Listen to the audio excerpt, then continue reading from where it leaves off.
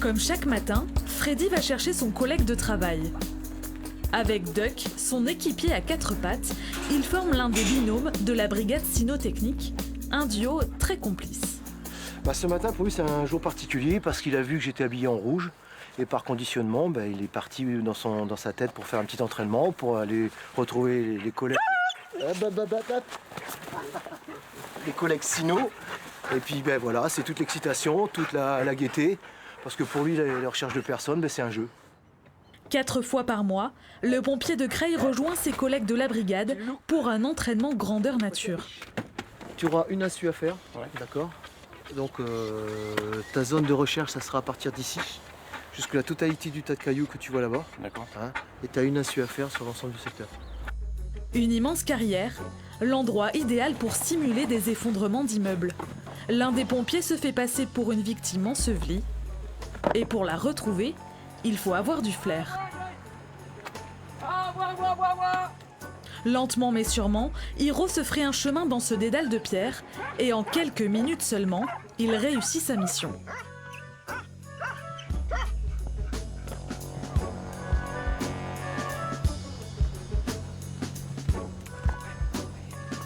Mon travail, c'est de remonter, venir au chien quand il y a une fixation. Une fois qu'il y a la fixation, je signale que le chien a détecté quelque chose, une victime ou une personne. Et ensuite, je dois dégager cette personne pour faire voir au chien qu'il y a bien quelque chose en dessous. Ces bergers malinois ont été choisis pour leur rapidité et leur endurance. Il faut près de 2 ans pour les former à sauver des vies. La formation commence dès le premier jour avec l'intérêt du chien à la récompense, au petit jouet, au boudin, dans le jeu, lui faire comprendre son nom, lui donner aussi un ordre à acquérir, qui est l'ordre aboie, parce que c'est ce qui va nous permettre de comprendre le comportement du chien à partir du moment où il aura détecté une victime. Avec ce petit jeu de cache-cache, les chiens apprennent à cheminer sur des terrains accidentés. Mais d'autres lieux, comme cette ancienne faïencerie, permettent de travailler l'agilité de l'animal. Malgré la pénombre et l'humidité, le chien doit identifier l'odeur des victimes et tous les moyens sont bons pour corser l'exercice. Si tu mets dans l'autre sens la planche, regarde Fabien, comme ça.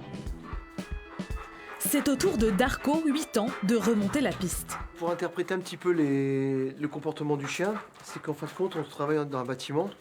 Et là, on s'aperçoit très bien.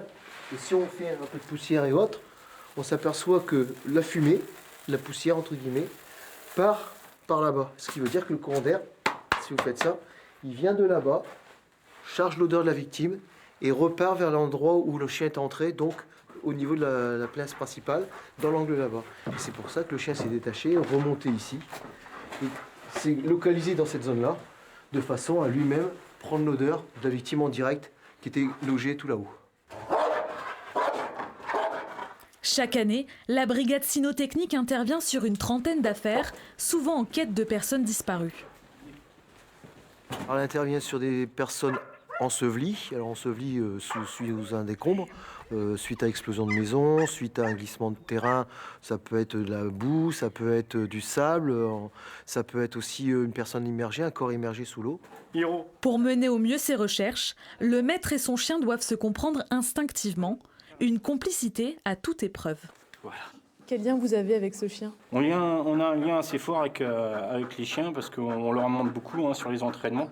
Et est-ce que vous arrivez à imaginer une fois qu'il sera mort de vieillesse ? On a un lien assez fort avec nos compagnons, donc la perte du chien, bien sûr, c'est un moment assez difficile qu'on redoute, quoi.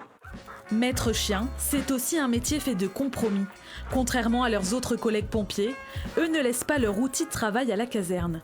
Une fois le binôme formé, l'animal reste aux côtés de son maître jusqu'à la fin de sa vie.